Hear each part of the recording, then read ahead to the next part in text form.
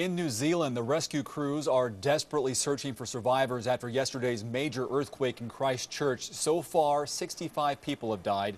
Hundreds more are missing. Today, we spoke to people in the Spokane area who are from the New Zealand area and have family in Christchurch. KXLY4's McKay Allen joins us live now. McKay, the damage, unbelievable there.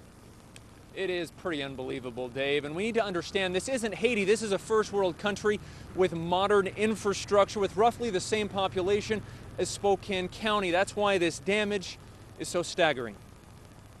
Christchurch, New Zealand, a city of graceful green nestled between the mountains and the ocean.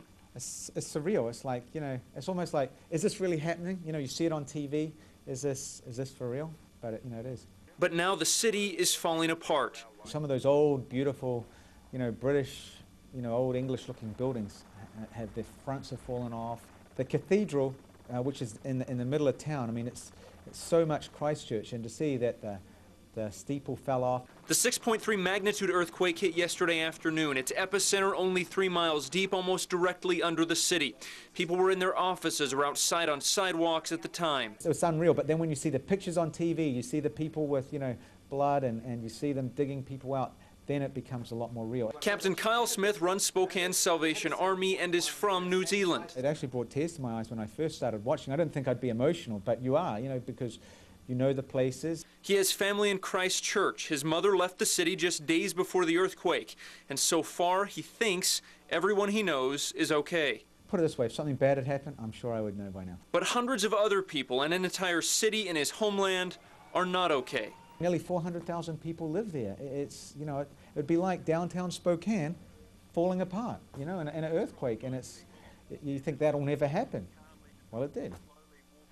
And joining us here and now is Captain Kyle Smith. Okay, so you're certain that everybody's okay in your family?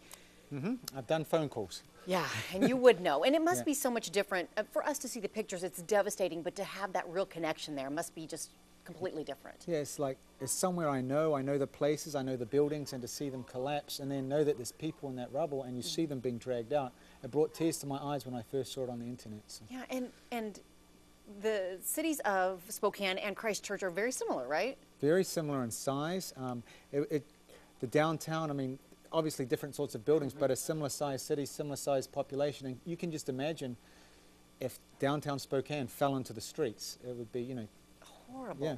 Absolutely horrible. You are in a position where you do so much for people in crisis and people in need. It must be really hard to be this far away and to feel like you really can't do much. Yeah, it does. But I will say the good news is I know New Zealand is a first world country and there's plenty of help and the world's sending help. So I take comfort from that. I'd like to think they needed me, but I'm sure they can survive. Well, the good news is, Yeah. first of all, thank you so much for joining us. Yeah. And for those of us sitting at home who feel compelled to help, you can. The Salvation Army of Spokane is accepting financial donations. You can send those donations, just monetary. That's all they can take, to this address, 222 East Indiana Avenue, Spokane, 99207.